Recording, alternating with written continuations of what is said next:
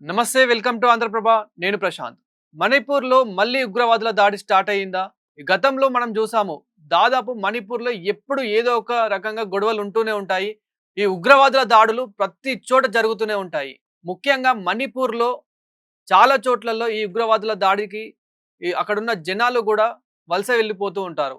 అయితే ఇప్పుడు మళ్ళీ మణిపూర్‌లోని ఉక్రుల్లో ఈ దాడి అనేది జరిగింది. ముఖ్యంగా అందులో గూడా ఈ ఆర్మీ జవాన్ల పైన ఈ ఉగ్రవాదుల దాడి జరగడం జరిగింది.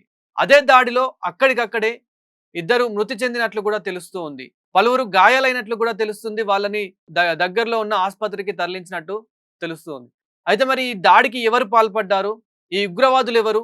అని చెప్పేసి కూడా ఇప్పుడు చాలా స్ట్రిక్ట్‌గా అక్కడ ఎంక్వైరీ అయితే చేయడం జరుగుతూ ఉంది. ముఖ్యంగా ఈ జవాన్లకి సంబంధించి అదేవిధంగా అక్కడున్న పోలీసులకు ఇక్కడ ప్రతి ఒక్క చోట గాలిస్తూనే ఉన్నారు. అయితే మెయిన్ ఎందుకు ఈ ఉగ్రవాదులు జరుగుతూ ఉన్నాయి? అసలు ఏం జరిగింది? ఎందుకు ఎక్కువ మణిపూర్ చోట్లోనే ఎందుకు అవుతూ ఉన్నాయి?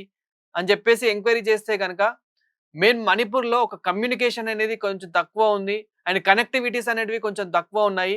ఎగ్జాంపుల్‌గా మనం చూసుకుంటే గనక హైదరాబాద్‌లో కనెక్టివిటీస్ అనేటివి ఏ విధంగా ఉంటాయి? కానీ మణిపూర్‌లో ఏ విధంగా ఉన్నాయి? అంటే మనకి ఏ స్టేట్‌లో చూసుకున్నా గాని ఒక కనెక్టివిటీ అనేది ఉంటుంది. అదే విధంగా ఇక్కడ మణిపూర్‌లో చూసుకున్నట్టయితే గనక అక్కడ కనెక్టివిటీ అనేది సరిగ్గా లేక అక్కడికి ఉగ్రవాదులు చొరబడ్డానికి చాలా సులభంగా ఉంది అని చెప్పేసి కూడా అక్కడ ప్రజలు చెప్తున్న పరిస్థితి కనిపిస్తా ఉంది. సో, మొత్తానికైతే ఆర్మీ జవాన్ల పైన ఈ ఉగ్రవాదులు దాడి చేసినట్టు తెలుస్తూ ఉంది. అయితే అక్కడ ఎక్కడైతే ఈ ఉక్రుల్లో ఈ దాడికి పాల్పడ్డారో ఎక్కడైతే ఆ సంఘటన జరిగిందో ఇప్పుడు ఆ సంఘటన స్థలాల్లో అక్కడున్న పొలాల్లో పని చేసుకునే వారిలో అక్కడ ఎవరైతే పని చేసుకునే వాళ్ళు ఉంటారో ప్రస్తుతం వాళ్ళనైతే ఎంక్వైరీ చేస్తూ ఉన్నారు. అంటే మీకు అనుమానాస్పదంగా ఎవరైనా కనిపించారా? ఎవరైనా మీకు బాంబులతో గానివ్వండి, తుపాకులతో గానివ్వండి ఇలా ఎవరైనా కనిపించారా? అని చెప్పేసి అయితే అక్కడ ఎంక్వైరీ చేయడం జరుగుతుంది.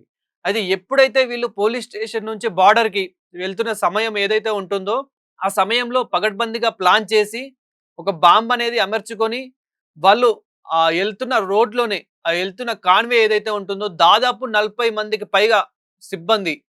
సో, అప్పుడు వెళ్తున్న సమయంలో కొన్ని వెహికల్స్‌లో వాళ్ళు ఎళ్ళడం అయితే జరుగుతోంది.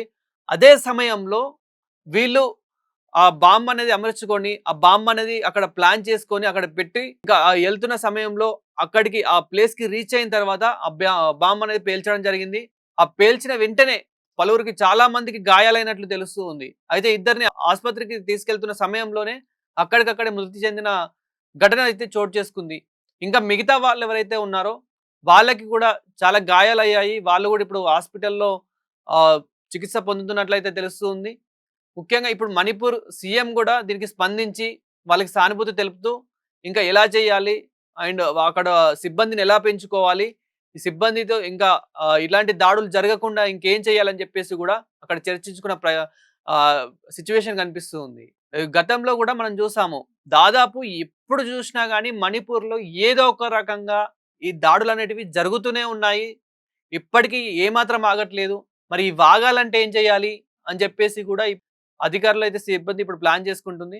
అయితే ఈ మృతుల్లో గూడా మరి ఎవరు ఇందులో ఈ ఇద్దరిలో ఎవరెవరు ముఖ్యంగా చనిపోయారు అనంటే గనక, అందులో ఒకరేమో వారెంట్ ఆఫీసరు, ఇంకొకరేమో డ్రైవర్‌గా అక్కడ సిబ్బందయితే గుర్తించడం జరిగింది.